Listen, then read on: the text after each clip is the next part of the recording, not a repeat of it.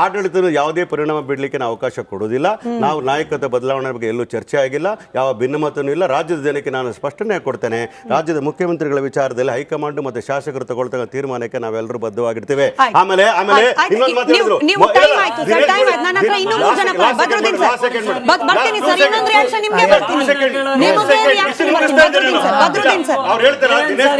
ದಿನೇಶ್ ಗುಂಡೇಗೌಡರು ಮತ್ತೆ ಮಂಜುನಾಥ್ ಭಂಡಾರಿ ಮಾತ್ರ ಆತ್ಮೀಯರು ಅಂತೇಳಿ. ನಾಗರಾಜ್ ಕೂಡ ಸಿದ್ದರಾಮಯ್ಯನವ್ರಿಗೂ ಆತ್ಮೀಯ.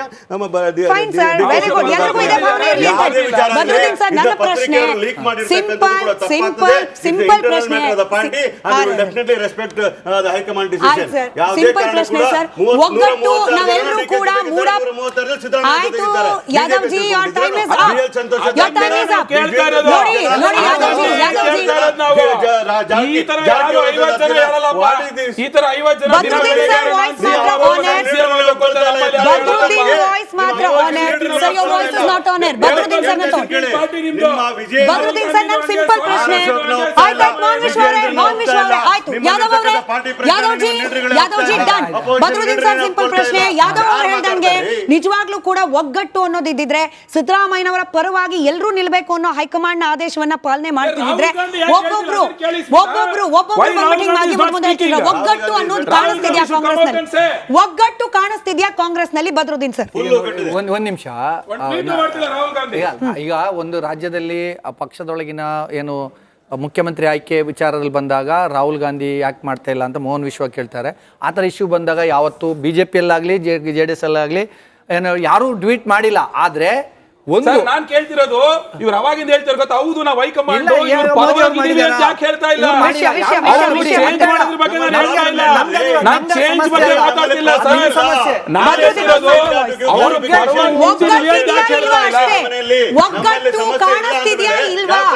ಬದ್ರುದ್ದೀನ್ ಅವರು ವಾಯ್ಸ್ ಮಾತ್ರ ಆನ್ ಏರ್. ಒಗ್ಗಟ್ಟು ಕಾಣಿಸ್ತಾ ಇದೆಯಾ ಕಾಂಗ್ರೆಸ್ ನಲ್ಲಿ ಇಲ್ವಾ?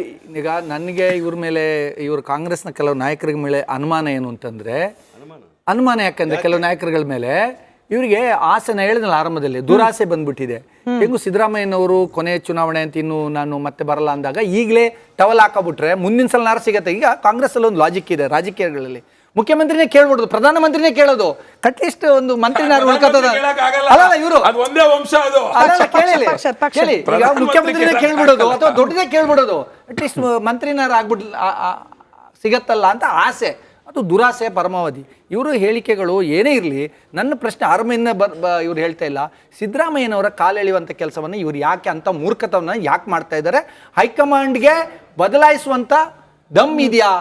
ನನಗಿರುವ ಮಾಹಿತಿ ಪ್ರಕಾರ ಸಿದ್ದರಾಮಯ್ಯವರನ್ನ ಇಳಿಸುವಂಥ ಅಥವಾ ಬದಲಾಯಿಸುವಂಥ ಯಾವುದೇ ಎದೆಗಾರಿಕೆಯನ್ನ ಕಾಂಗ್ರೆಸ್ ಹೈಕಮಾಂಡ್ ಮಾಡಲ್ಲ, ಮಾಡುವ ಧೈರ್ಯ ಇಲ್ಲ. ಯಾಕಂದ್ರೆ ಈಗಿನ ಅವರ ಪರಿಸ್ಥಿತಿ ಬಿಜೆಪಿಯಲ್ಲಿ ಯಡಿಯೂರಪ್ಪನವರು ಬದಲಾಯಿಸಿದ್ರು, ಮೂರ್ಖತನ ಆಯ್ತು, ಹೌದಾ ಅಲ್ವಾ? ಅಂತ ಮೂರ್ಖತನವನ್ನ ಕಾಂಗ್ರೆಸ್ ರಿಪೀಟ್ ಮಾಡುತ್ತಾ ಏನೇನ್ ಬದಲಾವಣೆ ಆಗಿದ್ದು? ರಾಜುಗೌಡ್ರೆ ನೋಡಿ, ಒಬ್ರು ಅಮೆರಿಕದಲ್ಲಿ ಇದ್ದಾರೆ, ತಪ್ಪಲ್ಲ, ನಾನು ಜಸ್ಟ್ ಎಲ್ಲೆಲ್ಲಿ ಏನೇನ್ ಆಗ್ತಿದೆ ಅನ್ನೋದು ಕೇಳ್ತಿದ್ದೀನಿ. ಇನ್ನೊಬ್ರು ಕೋರ್ಟ್ ವಿಚಾರ ಬಂತು ಅಂತಂದ್ರೆ ಇರೋ ಎಲ್ಲಾ ಅಫಿಷಿಯಲ್ ಕೆಲಸಗಳನ್ನ ಕ್ಯಾನ್ಸಲ್ ಮಾಡ್ಕೊಂಡು ಕೋರ್ಟ್ನಲ್ಲಿ ಏನಾಗುತ್ತೆ ಅಂತ ಕಾಯ್ತಾ ಇರ್ತಾರೆ, ಯಾರು ಅಂತ ಜನರಿಗೂ ಗೊತ್ತಿದೆ. ಮತ್ತೆ ಕೆಲವರು ಡೆಲ್ಲಿಯಿಂದ ಬೆಂಗಳೂರು, ಬೆಂಗಳೂರಿಂದ ಡೆಲ್ಲಿ ಓಡಾಡ್ತಿದ್ದಾರೆ. ಇಂಥದ್ರ ನಡುವೆ ಶಿವಗಂಗಾ ಬಸವರಾಜ್ ಅವರ ಹೇಳಿಕೆ ಅಂದ್ರೆ ಕಿರಿಯರು ಎಷ್ಟು ಕನ್ಫ್ಯೂಸ್ ಸ್ಟೇಟ್ ಅಲ್ಲಿ ಇದ್ದಾರೆ ಅನ್ನೋದಕ್ಕೆ ಇದೊಂದು ಹೇಳಿಕೆ ಸಾಲ್ದ ಅಂತ. ಇಲ್ಲ ನೋಡಿ, ಕಾಂಗ್ರೆಸ್ ಇತಿಹಾಸ ತಗೊಂಡಂಥ ಸಂದರ್ಭದಲ್ಲಿ, ಬಂಗಾರಪ್ಪನವ್ರು CM ಆಗಿದ್ದಂಥ ಸಂದರ್ಭದಲ್ಲಿ ರಾತ್ರಿ ಬಂದು ವೀರಪ್ಪ ಮೊಯ್ಲಿಯವರು ಎಮರ್ಜ್ ಆದರು. ಅಲ್ಲಿಂದ ಆಚೆಗೆ ಹಿಂದೆ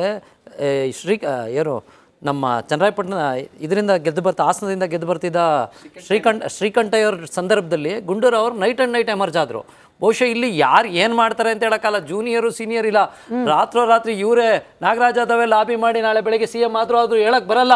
ಈ ಕಾಂಗ್ರೆಸ್ನಲ್ಲಿ ಯಾವುದು ನಿಶ್ಚಿತ ಇಲ್ವೇ ಇಲ್ಲ, ಅನಿಶ್ಚಿತತೆಯ ಪರ್ವ ಕಾಂಗ್ರೆಸ್ನಲ್ಲಿ. ಸರ್ ಇತಿಹಾಸ ಹೇಳ್ತಾ ಇದ್ದೀನಿ ಸರ್ ನಾನು. ಪಾಪ ನೀವು CM ಆದ್ರೆ ನಮಗೂ ಖುಷಿನೇ. ಈ ಪ್ಯಾನಲ್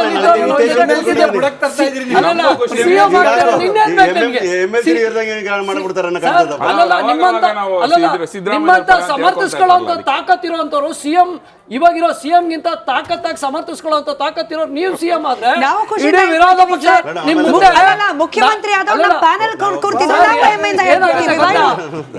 ನತಮಸ್ತಕವಾಗಿ ನಿಮ್ ಮುಂದೆ ಮಕ್ಕಳ ಮಲಗ್ ಬಿಡ್ತವೆ ವಿರೋಧ ಪಕ್ಷಗಳು. ಆ ಮಟ್ಟಕ್ಕೆ ಸಮರ್ಥಿಸ್ತೀರಿ ನೀವು. ಯಾರು ಏನು ಮಾತಾಡಕ್ಕೆ ಆಗಲ್ಲ. ಶ್ವೇತಪತ್ರ ಹೊರಡಿಸೋಕೆ ಮುಂಚೆನೆ ಇಲ್ಲೇ ಪ್ಯಾನಲ್ ಅಲ್ಲೇ ಶ್ವೇತಪತ್ರ ಮಾಡಿ ಮುಗಿಸಿ ಹೊರಟಿರ್ತೀರಾ. ಅಂಥವ್ರೊಬ್ರು ಮುಖ್ಯಮಂತ್ರಿ ಆಗ್ತಾರೆ ಅಂದ್ರೆ ಅದಕ್ಕಿಂತ ಖುಷಿ ಇನ್ನೇನು ಸರ್? ಇವತ್ತಿನ ಸಮಾಜಕ್ಕೆ ರಾಜಕಾರಣಕ್ಕೆ ಏನ್ ಬೇಕಾಗಿದೆ? ಮಾತಾಡೋರು ಬೇಕಾಗಿದೆ ಕೆಲಸ ಮಾಡೋರ್ಗಿಂತ. ಹಾಗಾಗಿ ಇವತ್ತು ಕಾಂಗ್ರೆಸ್ನವ್ರಿಗೆ ಬೇಕಾಗಿರೋದು ಅಂಥವ್ರೆ, ಕೆಲಸಕ್ಕಿಂತ ಹೆಚ್ಚಾಗಿ ಮಾತಾಡೋರು ಬೇಕು. ಬಹುಶಃ ಆದ್ರೂ ಆಗಬಹುದು ಆ ರೀತಿ. ಅಲ್ಲ ಅನಿಶ್ಚಿತತೆಯ ಪರ್ವ ಇದು, ಅನಿಶ್ಚಿತತೆ ಪರ್ವ. ಮೇ ಬಿ ಶಿವಗಂಗಾ ಬಸವರಾಜ್ಗೆ ಒಂದಷ್ಟು ಜನ ಸಪೋರ್ಟ್ ಕೊಟ್ಟು ಆತನೇ CM ಆದ್ರೂ ಆಗ್ಬೋದು, ಹೇಳಕ್ ಬರಲ್ಲ. ಏನಾಗುತ್ತೋ ಗೊತ್ತಿಲ್ಲ, ಒಟ್ ಬದಲಾವಣೆ ಅಂತೂ ಆಗುತ್ತೆ ಅನ್ನೋದು ಈ ನಾಡಿನ ಜನತೆಯ ಚಿಂತನೆ ಆಗಿದೆ. ಯಾವ ಸರ್ ಬೇಕಾದ್ರೆ ಏನಿಲ್ಲ ಸರ್, ಏನ್ ನಡೆಯುತ್ತೆ ಸರ್? ಉದಾಹರಣೆ ಕೊಟ್ಟಿದ್ದೀನಿ, ಉದಾಹರಣೆ ಕೊಟ್ಟಿದ್ದೀನಿ ಸರ್. ಆಮೇಲೆ ಕೇಳಿಸ್ಕೊಳ್ಳಿ ಸರ್,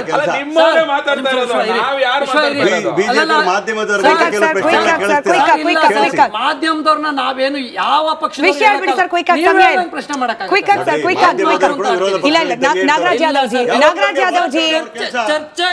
ನಾಗರಾಜ್ ಯಾದವ್ ಜಿ ನೋಡಿ, ಮಾಧ್ಯಮಗಳಿಗೆ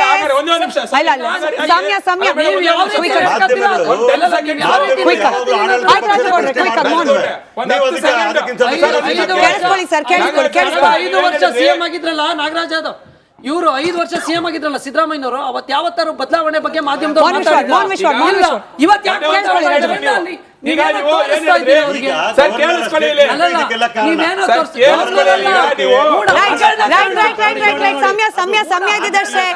ಸಮಯ ಇದಿಷ್ಟೇ. ಸಮಯ ಆಯ್ತು. ರಾಜಗೌಡ್ರೆ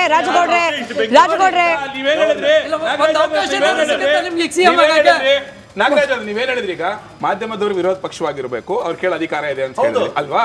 ಹಾಗಾದ್ರೆ ನೀವು ಯಾಕೆ ಇದೇ ರಿಪಬ್ಲಿಕ್ ನ್ಯಾಷನಲ್ ಚಾನಲ್ ಅಲ್ಲಿ ಪ್ಯಾನಲಿಸ್ಟ್ ಕಳಿಸೋದಿಲ್ಲ? ಆಯ್ತು, ಅದನ್ನ ನಾನು ಸಪರೇಟ್ ಚರ್ಚೆ ಮಾಡೋಣ. ಇಲ್ಲ ನಾಗರಾಜ್ ಯಾದವ್ ಜಿ ಇಲ್ಲ, ಸಮಯ ಇದಿಷ್ಟೇ. ಥ್ಯಾಂಕ್ ಯು ಎಲ್ರಿಗೂ, ಥ್ಯಾಂಕ್ ಯು. ಯಾದವ್ ಜಿ ಸುಭದ್ರ ಸರ್ಕಾರ. ಇಲ್ಲ ಕೇಳಿಸ್ಕೊಳ್ಳಿ. ಆಯ್ತು, ಸಮಯ ಆಯ್ತು. ಥ್ಯಾಂಕ್ ಯು ಎಲ್ಲರಿಗೂ, ಥ್ಯಾಂಕ್ ಯು. ಸುಭದ್ರ ಸರ್ಕಾರ ಇರ್ಬೇಕು, ಅದಷ್ಟೇ ಅಪೇಕ್ಷೆ ಸರ್. ಏಕತೆ, ಐಕ್ಯತೆ ಮಾಧ್ಯಮದ ಕ್ಯಾಮ್ರಾ ಮುಂದೆನೂ ತೋರಿಸಿ, ಮಾಧ್ಯಮದ ಆಂತರಿಕ ವಲಯದಲ್ಲಿ ಮಾತ್ರ ಅಲ್ಲ, ಮಾಧ್ಯಮಗಳ ಪ್ರಶ್ನೆ ಕೇಳಿದಾಗ್ಲೂ ಒಗ್ಗಟ್ಟು ತೋರಿಸಿ. Time up. Thank you. ಒಗ್ಗಟ್ಟಿನ ನಿರೀಕ್ಷೆಯಲ್ಲಿ ಡಿಬೇಟ್ ಮುಗಿಸ್ತಾ ಇದ್ದೀನಿ. ಕಾಂಗ್ರೆಸ್ ಪಕ್ಷದ ಒಗ್ಗಟ್ಟಿನ ನಿರೀಕ್ಷೆಯಲ್ಲಿ. ಧನ್ಯವಾದ ಚರ್ಚೆ ನೋಡಿದ್ದಕ್ಕೆ. ಧನ್ಯವಾದ ಎಲ್ಲರಿಗೂ ಕೂಡ. Thank you.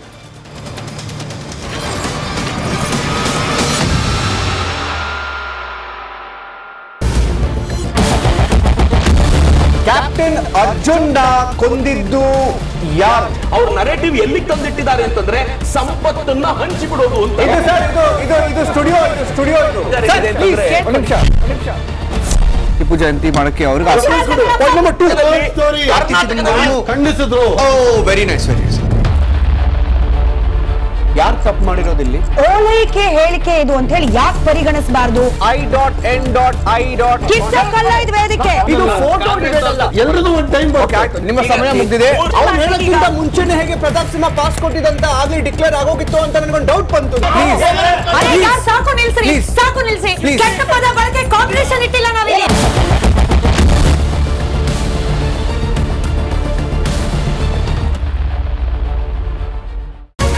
Republic word app ಇದು ಕೇವಲ ಅಪ್ಲಿಕೇಶನ್ ಅಲ್ಲ, ಸಮಗ್ರ ಸುದ್ದಿಗಳ ಸಂಪರ್ಕ ಮಾರ್ಗಕ್ಕೆ ಕ್ರಾಂತಿಕಾರಿ ಬದಲಾವಣೆ. ರಿಪಬ್ಲಿಕ್ ವರ್ಡ್ ಆಪ್ ಕೇವಲ ಸುದ್ದಿ ಅಪ್ಲಿಕೇಶನ್ ಪರಿಚಯಿಸ್ತಾ ಇಲ್ಲ, ಬದಲಾಗಿ ಡಿಜಿಟಲ್ ಸುದ್ದಿ ಬಳಕೆಯ ಹೊಸ ಯುಗಕ್ಕೆ ನಾಂದಿ ಹಾಡ್ತಾ ಇದೆ. ಇದೊಂದು ಬ್ರೇಕಿಂಗ್ ನ್ಯೂಸ್, ಪ್ರಭಾವಶಾಲಿ ಕಾರ್ಯಕ್ರಮಗಳಿಗೆ ಗಟ್ಟಿಯಾದ news.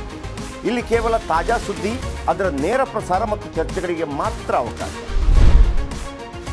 Republic world app download ಮಾಡಿಕೊಳ್ಳಿ. ಗೂಗಲ್ ಪ್ಲೇಸ್ಟೋರ್ ಮತ್ತು ಆಪಲ್ ಆ್ಯಪ್ ಸ್ಟೋರ್ನಲ್ಲಿ ಲಭ್ಯವಿದೆ.